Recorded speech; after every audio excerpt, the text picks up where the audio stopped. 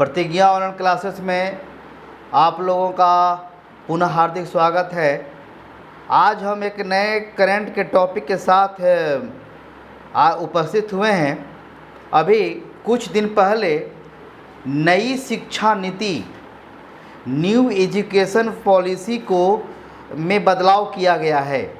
क्या क्या बदलाव हुए हैं, इससे क्या इस बच्चों पर क्या इसका असर पड़ेगा, टीचर पर क्या इसका असर होगा, इसके बारे में आज पूरी तरह से समझने का प्रयास करेंगे।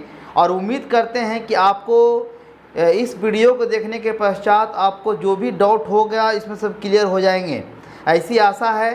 अतः आप इस वीडियो को स्किप ना करेंगे, पूरी तरह देखने के पश्चात ही इसको समाप्त करेंगे। और जो भी आपको अगर इससे लिखने की आवश्यकता होगी, जहाँ पर आप ऐसा महसूस करते होंगे कि लिख करके रख लें, वो आप जैसा हो आप लिख सकते हैं। तो नई शिक्षा नीति कहने का मतलब क्या है कि नई शिक्षा नीति मतलब शिक्षा की जो नीति जो चल रही थी उसमें कुछ बदलाव किया गया है। ऐसा सरकार को लगा होगा कि अब नई शिक्षा नीति को बदलना ज़रूरी हो गया है। तो ज़रूरी जो हुआ तो उसी में क्या क्या बदलाव हुआ, क्या क्या चीज़ में घटना घटी, क्या क्या चीज़ अभी बहुत प्रकार का समस्या भी लोगों के बीच में है। बहुत लोग इसमें उठा भी रहे हैं, मांग भी उठा रहे हैं कि इसमें बदलाव होनी चाहिए, ऐसी होनी चाहिए। जिसे प्रधानमंत्री का अभी कुछ दिन पहले, एक दो दिन पहले इसमें क्लैरिटी भी आया है। तो वही आज समझने का प्रयास करेंगे कि नई शिक्षा नीति के अंतर्गत आखिर ऐसा क्या हुआ, क्या इसमें चेंजिंग किया गया, इस मतलब कि कितना फ़ायदा होगा, यह देखने का प्रयास करेंगे। देखिए, नई शिक्षा नीति 29 जुलाई 2020 को घोषित हुआ। 29 जुलाई 2020 को यह घोषित किया गया कि अब देश में नई शिक्षा नीति लागू किया जाएगा। यह अभी लागू नहीं हुआ है, अभी घोषणा सिर्फ हुआ है। इसका घोषणा 29 जुलाई 2020 को हुआ। अभी HRD मिनिस्टर हैं, HRD मतलब ह्यूमन रिसोर्सेस डेवलपमेंट मिनिस्टर अभी हैं रमेश पोखरियाल, अभी है वर्तमान में हैं। सबसे पहले देश में शिक्षा नीति 1968 में आया था भारत में, और उस 1968 का जो शिक्षा नीति था वह कोठारी आयोग के द्वारा लाया गया था। कोठारी आयोग के द्वारा ये सिफारिश किया गया सरकार को, यानी सरकार ने जिम्मेदारी दिया था कोठारी आयोग को शिक्षा नीति के बारे में बनाने का। और उस समय के तत्कालीन शिक्षा मंत्री थे त्रिगुण सेन, और उस समय PM थी इंदिरा गांधी थी। दोबारा 1968 के बाद नई शिक्षा नीति आई 1986 में। 1986 में लाया गया, और उस समय के तत्कालीन शिक्षा मंत्री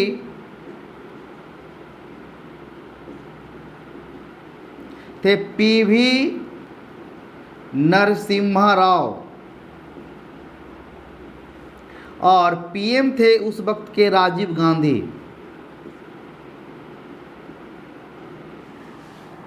राजीव गांधी 1992 में ज़्यादा फेर बदल नहीं हुआ था, कुछ चेंज हुआ था, कुछ बदलाव हुए थे जिसको हम नहीं देखते हैं, परंतु इसको 1986 92 के ही अंतर्गत रखते हैं। व्यापक बदलाव अभी हुआ 2020 में। 2020 में बदलाव हुआ, और वह किसकी अध्यक्षता में किया गया, तो वह क्या किया गया, डॉक्टर कस्तूरी रंगन समिति, डॉक्टर कस्तूरी रंगन समिति ने 2020 में न्यू एजुकेशन पॉलिसी को सिफारिश किया और 2020 में, और इसके अभी जो एचआरडी मिनिस्टर हैं वह है रमेश पोखरियाल हैं, और पीएम अभी है नरेंद्र मोदी। कस्तूरी रंगन इसरो के पूर्व चेयरमैन भी थे। उन्हीं के देख रेख में ही 2020 में नई शिक्षा नीति में बदलाव किया गया।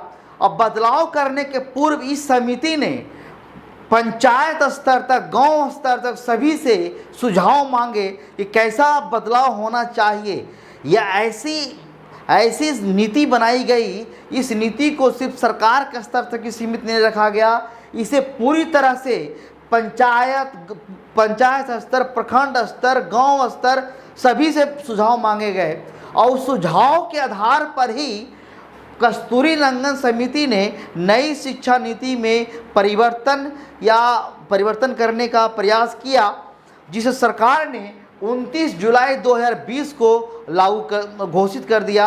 अब 2022 तक अनुमान ऐसा लगाया जा रहा है कि 2022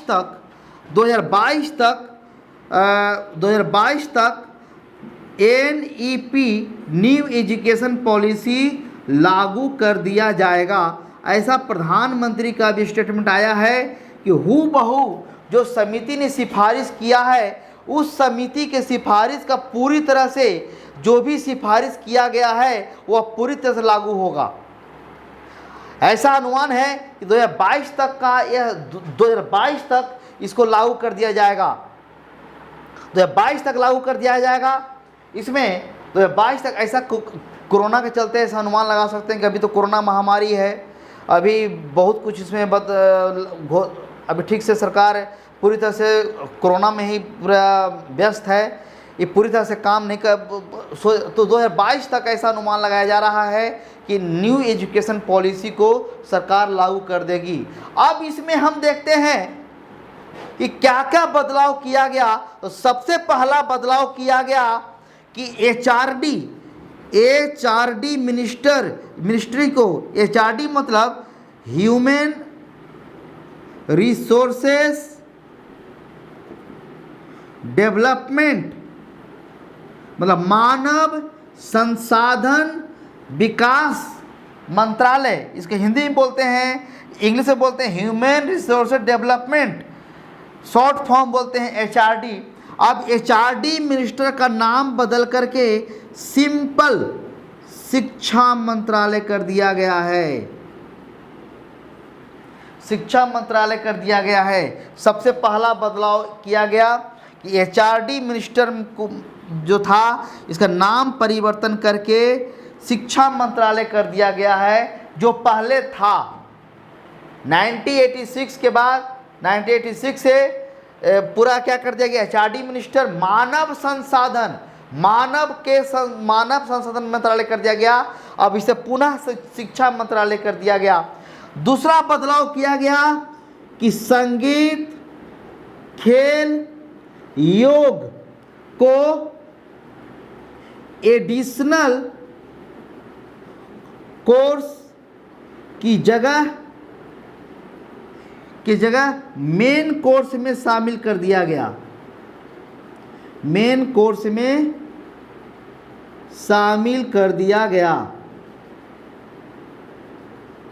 मतलब पहले जो संगीत था, खेल था, योग था, वह सबके लिए जिसको इच्छा है करेंगे, जिसको इच्छा है नहीं करेंगे। परंतु संगीत, खेल, योग को एडिशनल कोर्स से हटा करके मेन कोर्स में ला दिया गया, चूँकि पूरी तरह से सर्वांगीण विकास करने के लिए कि सभी बच्चे इसको पढ़े सीखें। अभी कोरोना महामारी है, अभी योग के बल पर, व्यायाम के बल पर, जड़ी बूटी के बल पर जो हमारी प्राचीन विधाएं थी, प्राचीन जो संस्कृति थी उसी को फॉलो करके हम लोग उभर रहे हैं, उभर पा रहे हैं, ऐसा हम लोग सोच रहे, ऐसा हो रहा है। हम लोग जो विधाएं को भूल चुके थे, तो हमारी जो संस्कृति को, हमारी संस्कृति जो विलुप्त हो रही थी, लोग छोड़ रहे थे इंग्लिश कल्चर के आने से, अंग्रेजी पाश्चात्य के आने से जो हम लोग छोड़ रहे थे, अब सरकार ने क्या कर दिया कि नहीं, अब आपको मेन कोर्स में इसको पढ़ना पड़ेगा। मतलब आप अपनी संस्कृति को भूल नहीं सकते हैं, आप छोड़ नहीं सकते हैं, आपको इच्छा है या नहीं है, आपको पढ़ना ही पड़ेगा। मेन कोर्स में कर दिया गया। सभी को ज़रूरत है योग के बारे में, खेल के बारे में पता ही नहीं था। खेल जो हम लोग पहले बच्चा में सब गांव में सब खेल सब खत्म हो गया। अब सब कंप्यूटर पर गेम आ गया, मोबाइल पर गेम आ गया, और सारे लड़के का फ्यूचर बर्बाद हो रहा है कंप्यूटर के गेम से या मोबाइल के गेम से। तो फिर हम उसी दुनिया में लौटते हैं, उसी दुनिया में लौटने के लिए ही या ऐसा किया गया कि जो एडिशनल कोर्स में था उसको मेन कोर्स में ला दिया गया। तो ऐसा प्रावधान किया गया है। अब धीरे धीरे क्या क्या चीज़ और परिवर्तन हुआ इसके बारे में देखते हैं कि पहले क्या बोलते हैं कि पहले संगीत, खेल, योग को एडिशनल कोर्स में जगह कहाँ कर दिया गया, मेन कोर्स में। और एचआरडी मिनिस्टर को नाम बदल के क्या कर दिया, शिक्षा मंत्रालय 2022 तक लागू किया जाएगा। अब हम लोग देखते हैं कि क्या परिवर्तन हुआ एजुकेशनल प्लेटफॉर्म पर। पहले हम 10+2 कहने का मतलब है कि एक क्लास से लेकर के 10 क्लास तक 10 साल, और 11 और 12 12 साल। सरकार आप पर 12 साल निगरानी रखती थी कि आप क्या पढ़ रहे हैं, क्या पढ़ना है। सारी सिलेबस सरकार देती थी, सारा सिलेबस फोकस कि 12 साल आप पर हम कंट्रोल करेंगे, 12 साल आपको देखेंगे कि आप क्या पढ़ रहे हैं, कैसे पढ़ रहे हैं, आप पर हमको निगरानी रहेगा। ऐसे भी आप संविधान में पढ़ेंगे कि राज्य के नीति निर्देशक में ऐसा व्याख्या किया गया है कि अगर सरकार को 6 वर्ष से 14 वर्ष के बच्चों को विशेष रूप से शिक्षा का ध्यान देना पड़ेगा, जिसको मूल कर्तव्य में भी 11वां मूल कर्तव्य में भी आपको क्या किया गया, शामिल किया गया। उसके माता पिता को 6 वर्ष से 14 वर्ष के बच्चों को शिक्षा दिलवाने का कार्य होना चाहिए। इसलिए सरकार ने बच्चों को 6 वर्ष से आपको ध्यान देना स्टार्ट करेगा। स्टार्टिंग होगा 6 वर्ष से, स्टार्टिंग होगा कितने वर्ष से, 6 वर्ष से। कब तक चलेगा, 12 वर्ष तक। मतलब 12 वर्ष करें, मतलब 12 वर्ष नहीं, 12 क्लास तक आपको +2 कर जाइए। सरकार कुछ नहीं करेगी, कहाँ पढ़ रहे कि नहीं पढ़ रहे, कौन यूनिवर्सिटी पढ़ रहे हैं, किधर घुस के पढ़ रहे, कौन यूनिवर्सिटी पढ़ रहे, कोई देखने वाला नहीं है। पढ़िए तो पढ़िए, ना पढ़िए तो घर में किताब रखिए, कोई दिक्कत नहीं है। परंतु 12 साल आप पर कंट्रोल करके रखेगी सरकार। ऐसा सरकार का नियम था 1986 में। अब सरकार ने उसी को चेंज कर दिया है। क्या चेंज किया है, बहुत इंपॉर्टेंट है। क्या चेंज हुआ है कि अब जो पहले 10+2 मतलब 12 साल जो निगरानी करते थे, अब सरकार ने 15 साल निगरानी करने का लक्ष्य रखा है। 15 साल तो मतलब 6 वर्ष मानते हैं कि 10+2 में 6 वर्ष रखते थे, तो आप कहिएगा कि 6 वर्ष से 15 साल और नहीं, 6 वर्ष नहीं, 6 वर्ष तो 3 वर्ष से ही, अब 3 वर्ष से ही आप पर कंट्रोल करना सरकार क्या कर देगी, चालू कर देगी। 3 वर्ष से ही। क्यों ऐसा किया गया, क्यों ऐसा किया गया? इसके पीछे बहुत बड़ा कारण क्या है कि 6 वर्ष में बच्चे स्लेट लेकर के स्कूल के जा रहा है। 6 वर्ष में बच्चा पहले 1 में सरकारी पहले का पढ़ाई जो पहले पढ़ते थे कि सरकारी विद्यालय में पहले पहला क्लास में एडमिशन 6 वर्ष में बच्चा जा रहा है, स्कूल जा रहा है। तो बच्चा स्कूल जाने में कतराता था। क्यों कतराता था कि 6 वर्ष खेलने का एज था, वहाँ पर खेल कुछ मिलता नहीं था। स्कूल में जाते थे, वहाँ ज़बरदस्ती बैठाया जाता था बच्चों लोग को, डर के मारे स्कूल नहीं जाता था बच्चा। बच्चा क्या छिप जाता था घर में छिप गया, खोजिए 10 मिनट खोजते रहिए, 10 बजे से खोजिए तो खोजते खोजते 12 बज गया घरे में, तो 12 बज गया तो जब फिर नहीं गया स्कूल, तो नहीं गया स्कूल। तो देखिए स्कूल का टाइम में नागा है, स्कूल टाइम में छुपा हुआ घर में, पर जैसे ही खेलने का टाइम आया, देखिए सबसे पहले बहादुर वही निकलेगा घर से कि अब खेलने का टाइम आ गया। तो क्यों निकल गया कि मानसिकता यही हो गया कि स्कूल में पूरी तरह से सर्वांगीण विकास नहीं हो पा रहा है, खेल पर पूरी तरह से ध्यान नहीं दिया जा रहा है। तो बच्चों खेलने के वहाँ भी खेल खोजते थे, स्कूल में भी खेल खोजते थे, स्कूल में भी खेल। अब वहाँ स्कूल में गया तो बच्चा वहाँ पर टीचर क्या बोलेगा, तो खिलाएंगे, पहले वहाँ पर पूरा धोने लगा, पकड़ के मार डर, तो डर के मर जाता ही नहीं था। तो बहुत बच्चा के स्कूल सरकार क्या किए, बहुत तरह के प्रलोभन दिया, आओ मिड डे देंगे, मिड डे भोजन करवाएंगे, 1 रुपया, बहुत राज्य सरकार 1 रुपया भी देना स्टार्ट किया कि आओ इसी बहाने तो आओगे। तो वो इंतज़ार रहता था क्या कि अब कब भागे घर। तो टिफ़िन हुआ तो उधर से उधर घर चल गया, तो फिर अभी नहीं किया। अब टीचर भी सोचे कि क्या बात है, तो यही सब परिवर्तन हुआ क्या। परंतु देखिए यह एक हम दृष्टिकोण रख रहे हैं, एक दृष्टिकोण रख रहे हैं जो कि गरीब तबके के लोग हैं, जो कि गरीब तबके के लोग जो नहीं, जो कि सरकारी विद्यालय में पढ़ाना उनका मजबूरी है, उन लोग तो कोई ऑप्शन नहीं है। परंतु जो और हैं, जो इंग्लिश कल्चर के लोग हैं, आजकल प्ले स्कूल का कल्चर आ गया है। प्ले स्कूल में क्या होता है, 3 साल में ही लड़के चले जाते हैं प्ले स्कूल में। अब प्ले स्कूल में कुछ नहीं होता है, प्ले स्कूल में तरह तरह का खेलने का सामान रखा हुआ है, खेल रहा है बच्चा, गंदा कर रहा है, कपड़ा आ रहा है, तो उसको मन लग रहा है।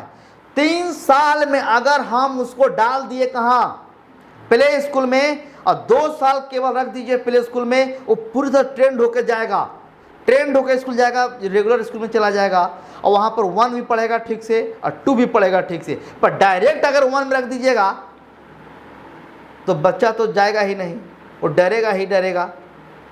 तो इसी को, डर को समाप्त करने के लिए ही सरकार ने 3 वर्ष पहले का एक्शन लिया है। मतलब अब सरकार 3 वर्ष से ही आप पर गाइडलाइन चालू कर देगी।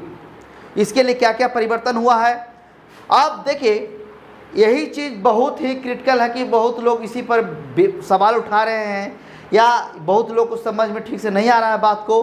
हम लोग इसको समझने का प्रयास करेंगे अच्छी तरह से, पूरी तरह से। आप लोग स्किप न करेंगे वीडियो को, पूरे देखेंगे वीडियो को। पहला 5 साल,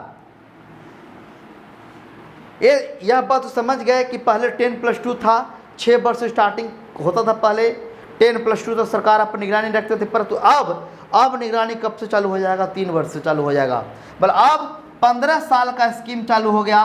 तो पहला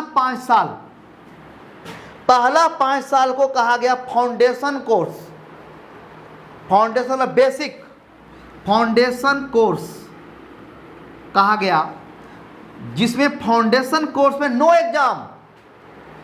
और अच्छा हो गया, कोई एग्जाम नहीं, खाली खेलिए कूदिए पढ़िए सो जाइए, स्कूले में कोई पूछे वाला नहीं है। अब सोच मत जाइए, मतलब कहने का मतलब है कि आप कोई एग्ज़ाम का टेंशन नहीं, कुछ एग्ज़ाम नहीं, आपको 5 साल एग्ज़ाम नहीं लिया जाएगा, नो एग्ज़ाम। इसमें और क्या क्या चीज़ किया गया है, इसको 5 साल को 2 बार बांटा गया है, एक 3 ईयर, एक 2 ईयर। 3 ईयर को प्ले ग्रुप कहेंगे, प्ले ग्रुप कहेंगे। इसमें बच्चे सिर्फ खेलेंगे, बहुत तरह के गेम खेलेंगे बच्चों का, जैसे कि बहुत तरह का बच्चों का गेम जो है अब वहाँ पर स्कूल में खेलेंगे 3 साल तक। 3 साल के बाद बच्चा जाएगा क्लास 1 में और क्लास 2 में, 2 साल यहाँ पढ़ेगा। तो 3 + 2 कितना साल हो गया, 5 साल। 5 साल के कोर्स में 3 साल प्ले ग्रुप में जाएगा, वो खेलेगा लड़का। 3 साल पूरा करने के बाद क्लास 1 में जाएगा, क्लास 1 ख़त्म करके क्लास 2 में जाएगा, क्लास 2 के बाद किस में जाएगा, क्लास 3 में। क्लास 3 वाला हो गया किस में, तीसरा नंबर में, उसको कहेंगे प्रीपरेटरी, जिसमें 3 साल का होगा, क्लास 3, 4, 5, 3 साल का कोर्स होगा। किस में? प्रिपरेटरी में। इसमें एग्ज़ाम स्टार्ट हो जाएगा, मतलब आपका एग्ज़ाम स्टार्ट हो रहा है 5 साल के बाद। 5 साल तक कोई टेंशन नहीं, कोई एग्ज़ाम नहीं। 3 साल प्ले ग्रुप में रहेंगे, 2 साल क्लास 1 क्लास 2 में रहेंगे। प्रिपरेटरी एग्ज़ाम में प्रिपरेटरी से एग्ज़ाम स्टार्ट हो जाएगा। इसमें क्या क्या चीज़ किया गया है बदलाव देखते हैं। प्रिपरेटरी में क्लास 3 पढ़ेगा, 4 5 और क्या करवाएंगे? एक्टिविटी करवाएंगे। एक्टिविटी मतलब क्या? संगीत का, योग का, व्यायाम का, खेल का, कुछ सीखने का, और एक्टिविटी के साथ साथ पढ़ाया जाएगा, स्टडी करवाया जाएगा। Activity plus study, activity plus क्या? स्टडी, दोनों साथ करवाए जाएंगे। किसमें? प्रिपरेटरी में, जो कि कितना वर्ष का रहेगा? 3 वर्ष का रहेगा। इसके बाद प्रिपरेटरी में ही आपको लैंग्वेज कोर्स पढ़ना पड़ेगा, एक लैंग्वेज कोर्स पढ़ना पड़ेगा। लैंग्वेज कोर्स में मदर टंग होगा। क्या बंगाली में है तो बंगाली पढ़िए, उड़िया पढ़िए, तेलुगु पढ़िए, ब्याती पढ़िए, क्या बोलते हैं, अरे कोई भी पढ़िए, लैंग्वेज पढ़िए, तेलुगु पढ़िए, हो गया कि मदर टंग। अपने मदर टंग मतलब क्या? कि मातृभाषा में आप कुछ आपको सीखना पड़ेगा। मातृभाषा में आप पढ़ें। अब मातृभाषा प्लस में तो नेशनल लैंग्वेज रहेगा, हिंदी व हिंदी इंग्लिश, हिंदी या इंग्लिश कोई भी रहेगा। अब यहीं पर सवाल उठ रहा है, यहीं पर सवाल उठ रहा है।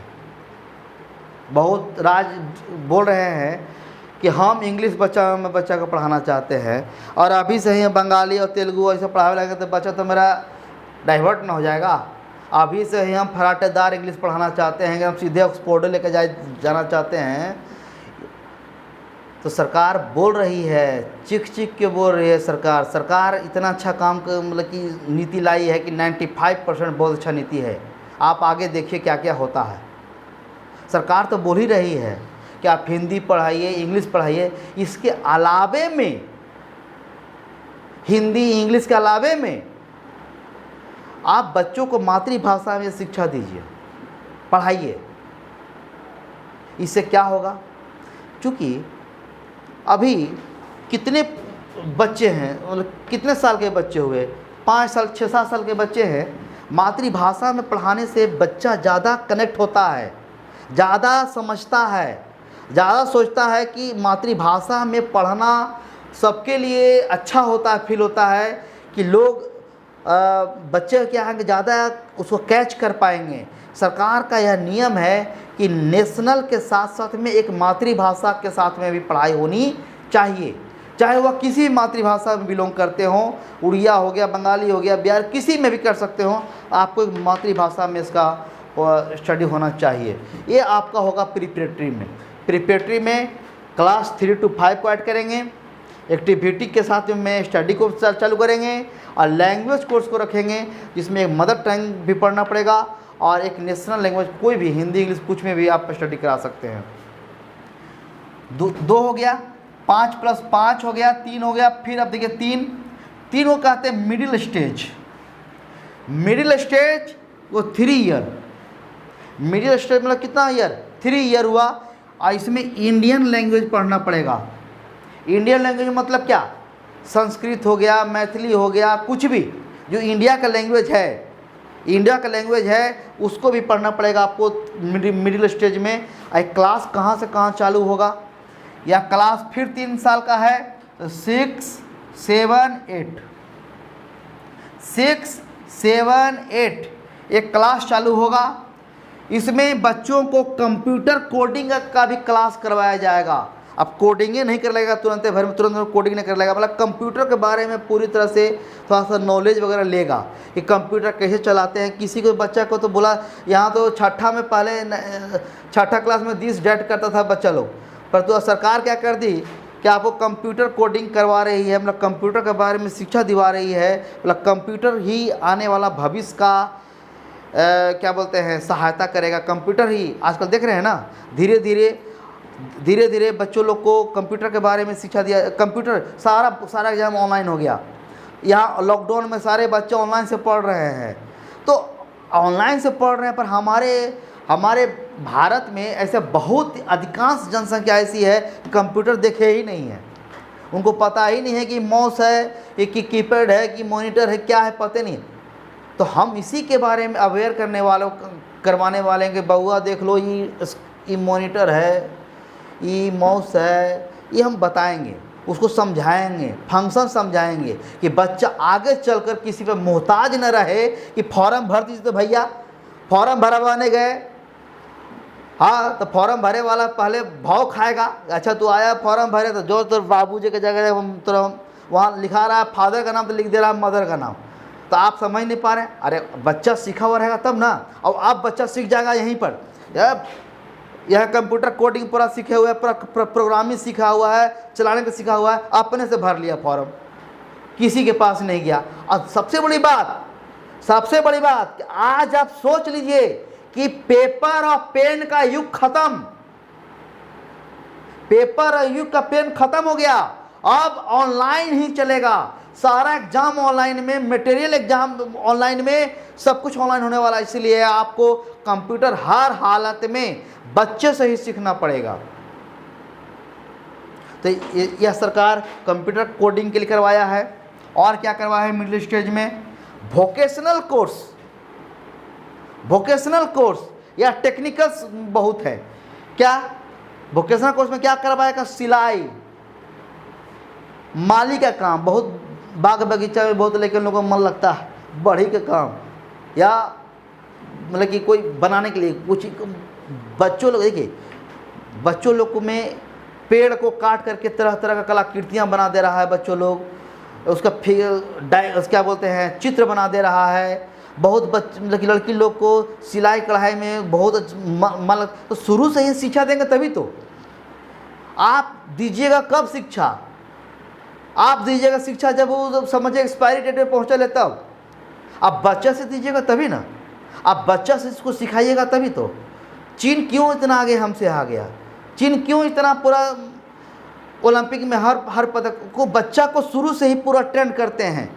बच्चा है तभी से पूरा शरीर मोड़ दे रहा है, लचीला होता है बच्चा। यहाँ पर भारत में सिखा रहा है 30 साल में मुड़े लाता तो सब हड्डियाँ टूट जा रहा। तो बच्चा को ट्रेंड कीजिएगा, बच्चा सही तभी तो हो पाएगा। तो पहले हम हर क्षेत्र में कह रहे हैं बच्चों को वोकेशनल ट्रेनिंग देना बहुत ज़रूरी है। कंप्यूटर बनाने का नॉलेज होना चाहिए, मोबाइल बनाने का नॉलेज होना चाहिए, ठीक है। इसके बाद आपका कंप्यूटर मतलब बहुत तरह का नॉलेज, ऐसा टेक्निकल सपोर्ट आपको होना बहुत ज़रूरी है। बच्चों में आत्मनिर्भर बनने के लिए ही ज़रूरी है। आज हर कोई सरकारी नौकरी पर डिपेंड है, पर तो कोई नहीं करना चाहता है कि हम वोकेशनल कोई कोर्स कर लें। पर तो क्यों नहीं है कि शुरू से इंटरेस्टेड नहीं करवाया गया, शुरू से रटंत विद्या चलवाया गया। तो वही रटंत विद्या, आज रटंत विद्या का ही है कि आज कोई लड़का वोकेशनल कोर्स करने में कुछ शर्म लगेगा कि यार अब जाएंगे कंप्यूटर कोर्स करे जाएंगे तो 10 साल तो सीखी में लग जाएगा, तो सीख के कमाएंगे कब तक? नहीं, बच्चों से देंगे, ट्रेनिंग देंगे। यह कोर्स होगा मिडिल स्टेज में 3 साल में सीख लेना पड़ेगा। 6 to 8 आपको सिलाई माली मतलब कोई भी काम सीख लेना पड़ेगा, कंप्यूटर पर सीख लेना पड़ेगा। अब आते हैं 5 हो गया, 3 हो गया, 3 हो गया, अब लास्ट बच गया 4 में इसको कहेंगे सेकेंडरी स्टेज। कितने साल का? 4 साल का कोर्स है। इसमें आपको फॉरेन लैंग्वेज पढ़ना पड़ेगा। फॉरेन लैंग्वेज मतलब जर्मन भाषा, फ्रेंच भाषा, ये सब सिखाया जाता है। बहुत लोग तो जानते भी नहीं होंगे कैसे ये लैंग्वेज पढ़ाया कहाँ जाता है। यह बहुत बड़े बड़े यूनिवर्सिटी में पढ़ाया जाता है। इधर के लोग, हम लोग तो जानते भी नहीं कहाँ पढ़ा, बहुत लोग ऐसे, तो इसके लिए स्पेशलाइज जिसको इच्छा है पढ़ेगा, पर तो नहीं। अब क्या है कि फॉरेन लैंग्वेज तो पढ़ना ही पड़ेगा। परंतु सरकार ने एक नीति किया है, घोषणा किया है कि हम फॉरेन लैंग्वेज में चीन के मंडारिन भाषा को शामिल नहीं करेंगे।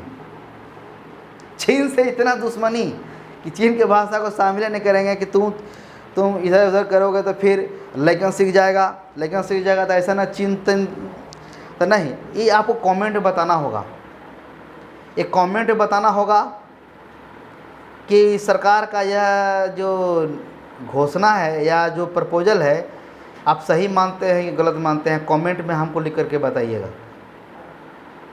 कि इसको जोड़ना चाहिए कि नहीं जोड़ना चाहिए। क्योंकि लैंग्वेज तो कोई भी लैंग्वेज है, सीखने के लिए है, कोई ज़रूरी थोड़े ना है कि इसका कहाँ यूज करना है नहीं करना है। सीखना तो सब कुछ है, तो सीखने के लिए कोई भी लैंग्वेज में सीख सकते हैं। तो आपको यही बताना है।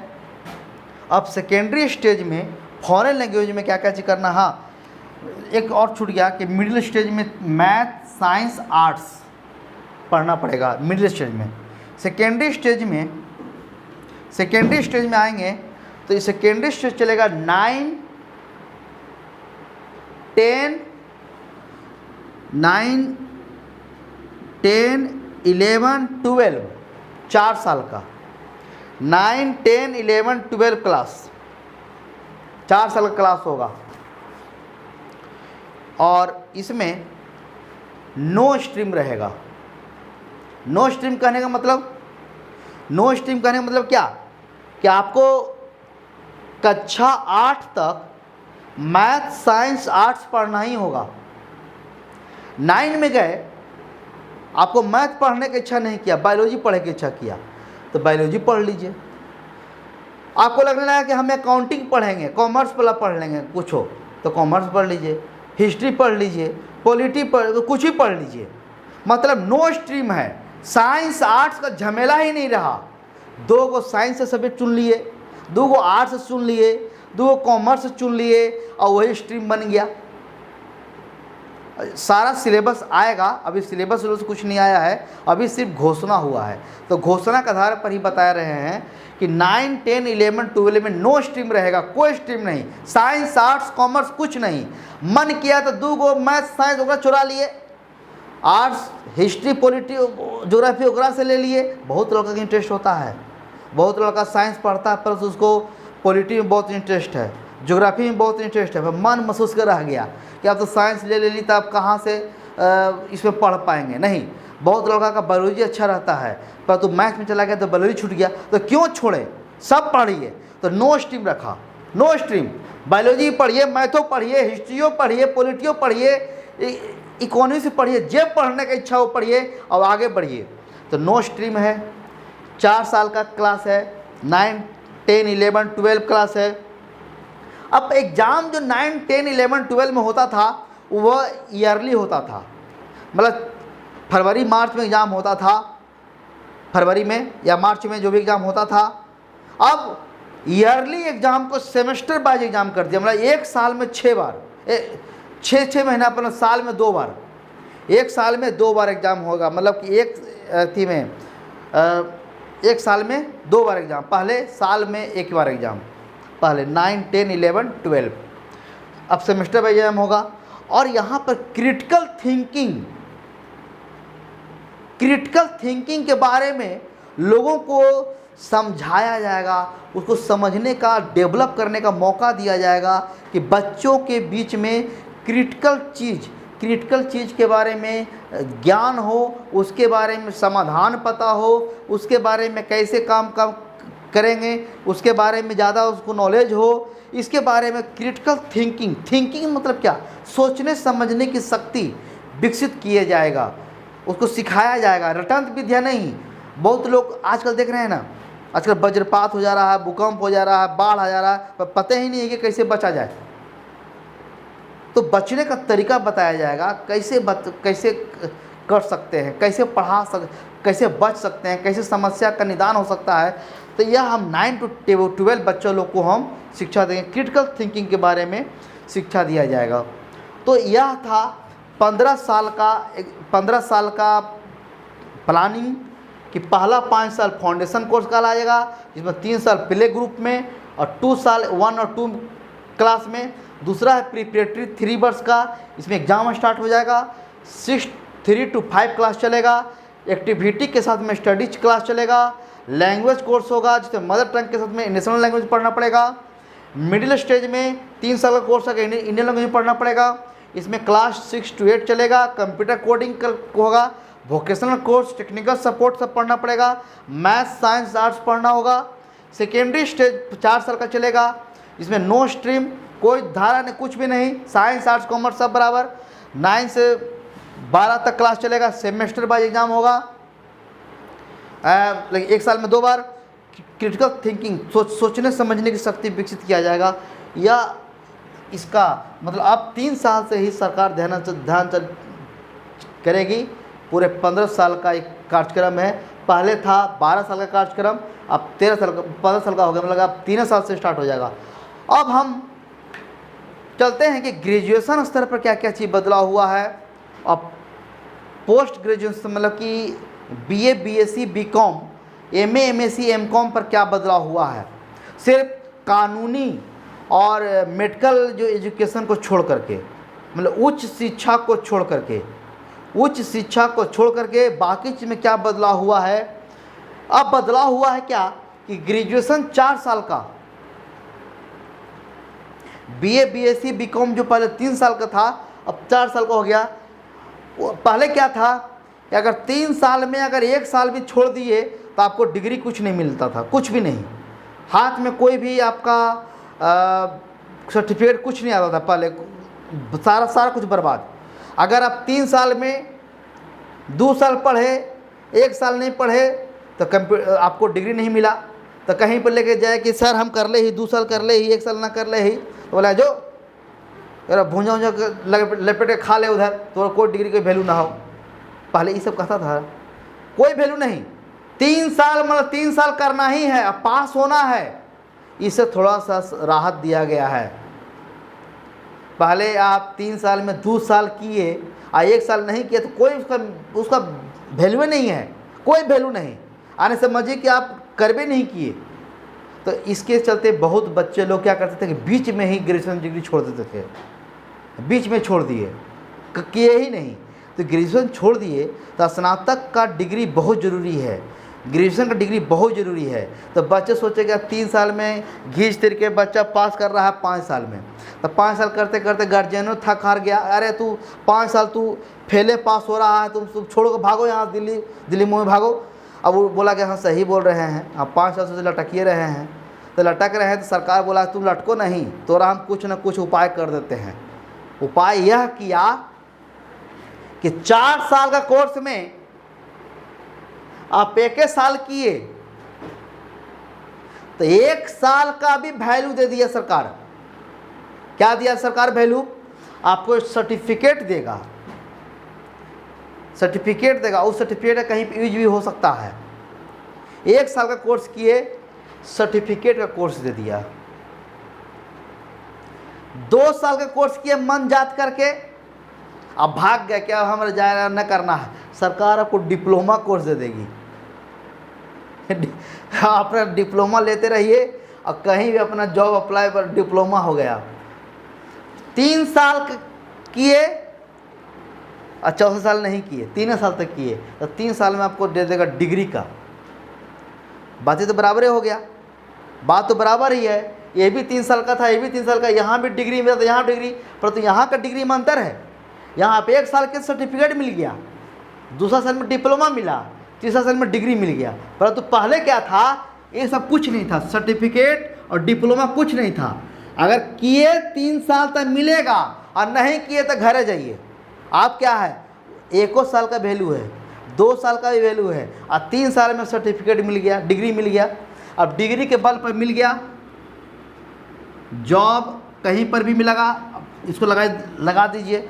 जहाँ डिप्लोमा कोर्स मांग रहा है वहाँ लगा दीजिए, जहाँ सिर्फ सर्टिफिकेट मांग रहा है वहाँ लगा दीजिए, तो वैल्यू तो बन गया। अगर 4 साल पूरा का पूरा कर लिया, 4 साल पूरा का पूरा कर लिया तो उसको सर्टिफिकेट मिलेगा डिग्री प्लस रिसर्च। रिसर्च मतलब डिग्री मिलेगा, डिग्री प्लस रिसर्च का डिग्री मिलेगा, प्लस शोधार्थी का डिग्री मिलेगा। शोध, किसी चीज़ पर पढ़ते पढ़ते शोध करवाया जाएगा 1 साल, आप डिग्री प्लस क्या मिल जाएगा, रिसर्च का डिग्री मिल जाएगा। इससे आगे क्या फ़ायदा होगा, इसमें री एंट्री का प्रावधान रखा गया। री एंट्री मतलब क्या, कोई बच्चा मतलब 1 साल पढ़ाई छोड़ दिया और उसका मन करता है कि हम फिर से पढ़ना चाहते हैं, तो 1 साल और पढ़ेगा, डिप्लोमा कर लिया, फिर भाग गया तो फिर बोले ना फिर पढ़ेंगे हम, तो फिर पढ़ेंगे तो डिग्री मिलेगा। री एंट्री, पुनः एंट्री करवाया जाएगा कोर्स में। पहले ऐसा नहीं था, पहले बहुत दिक्कत होता, पर अब ऐसा नहीं है, री एंट्री हो जाएगा। मतलब पहला साल का जगह सर्टिफिकेट डिग्री मिलेगा, दूसरा साल मिलेगा तो डिप्लोमा कोर्स होगा, तीसरा साल डिग्री कोर्स होगा, चौथा साल डिग्री प्लस रिसर्च का डिग्री मिलेगा। फ़ायदा क्या होगा आपको? फ़ायदा होगा पोस्ट ग्रेजुएशन कोर्स करने में। जब आप MA MSc MCOM कीजिएगा तो MA MSc MCOM अभी 2 साल का कोर्स है, अब ऑप्शन कर दिया गया, चाहे 1 साल चाहे 2 साल। 1 साल किसके लिए? 1 साल उसके लिए जो 4 साल ग्रेजुएशन कोर्स कंप्लीट कर चुका है, जो 4 साल रिसर्च का डिग्री ले चुका है, वह 1 साल ही क्या करेगा? 1 साल ही MA का कोर्स करेगा और डायरेक्ट PhD के में जा सकता है। परंतु जो भाग गया 3 साल में, वो चौथा साल नहीं रुका, तो ओकरा 2 साल यहाँ करना पड़ेगा पोस्ट ग्रेजुएशन। मतलब 3 साल में भाग गया, चौथा साल नज़र नहीं आया तो यहाँ पर छान लेगा, कहाँ पर? Post graduation. बोलेगा तू तो भाग गया था 3 साल में, तो 2 साल करो ग्रेजुएशन, यहाँ पोस्ट ग्रेजुएशन। और जो 4 साल जो मन में सोच कर रह गया कि नहीं, तो वो 1 साल करेगा, हो जाएगा इसका ग्रेजुएशन, चाहे 1 साल चाहे 2 साल। MPhil पहले करते थे, PhD करने के लिए पहले एक एग्ज़ाम होता था, MPhil कोर्स होता था। अब MPhil को समाप्त कर दिया गया है। MPhil को क्या कर दिया गया है? समाप्त कर दिया गया है। अब PhD 4 साल में आप कर सकते हैं। अब कोई बच्चा 1 साल डिप्लोमा किया, पोस्ट ग्रेजुएशन किया, डायरेक्टली PhD में आ जाएगा, या 2 साल किया डायरेक्ट PhD में आ जाएगा। मतलब MPhil का प्रावधान क्या हो गया? यहाँ पर समाप्त कर दिया गया, समाप्त हो गया। अब इसमें समझते हैं कि नई शिक्षा, ये तो समझ रहे हैं कि क्या क्या चीज़ हुआ। नई शिक्षा नीति में पॉजिटिव बात क्या क्या हुआ और निगेटिव बात क्या क्या हुआ। पॉजिटिव बात यह हुआ कि अभी जो शिक्षा पर 3% 4% के करीब में आपको 3-4% आपको जो GDP मिल रहा है, GDP का जो शिक्षा में खर्च किया जा रहा है 3% 4%, वह GDP को 6% कर दिया गया है। यह तो बहुत ही दुगना हो गया, जस्ट 1.5 गुना दुगना हो गया। आपको शिक्षा पर खर्च होगा 6%। जब 6% GDP का खर्च किया जाएगा शिक्षा पर, तो शिक्षा का स्तर भी सुधरेगा, स्कूल का भी हालत सुधरेगा, सारे स्कूल में कंप्यूटर वगैरह भी सब आ सकते हैं। जब डबल हो जाएगा इनकम, डबल खर्च बढ़ जाएगा इसमें, तो बहुत अच्छी बात है कि इसमें आपका संसाधन बढ़ेगा तो क्वालिटी भी बढ़ेगा। तो संसाधन बढ़ेगा तो क्वालिटी भी बढ़ेगा। स्कूल फी मनमाना नहीं लेंगे कि मन किया था जनवरी में 2000 तो मार्च में कर दिया 4000। अब नहीं, अब स्कूल फी का कैटेगराइज बटेगा। ये कौन कैटेगरी A में स्कूल है, कैटेगरी B में स्कूल है, कैटेगरी C में स्कूल है। अब कैटेगरी के अनुसार ही स्कूल फी अपना फी स्ट्रक्चर, सारा फी स्ट्रक्चर आएगा। अभी 22 में जब लागू होगा तो सारा आपको पता चल जाएगा। इसके बारे में हम लोग अपडेट देते रहेंगे आपको, इसके बारे में चिंता करने की ज़रूरत नहीं है। अभी जो आया है गाइडलाइन उसके बारे में बात कर रहे हैं हम, कि आपको स्कूल फ़ी मनमाना ढंग से नहीं बढ़ाएंगे। आपको स्कूल फ़ी क्या करना पड़ेगा? स्कूल फ़ी आपको अथी में क्या बोलना पड़ेगा कि कैटेगराइज के अनुसार करना पड़ेगा। फिर वोकेशनल कोर्स इसमें ऐड कर देगा। बहुत अच्छी बात है जो आपको बताया अभी कि वोकेशनल कोर्स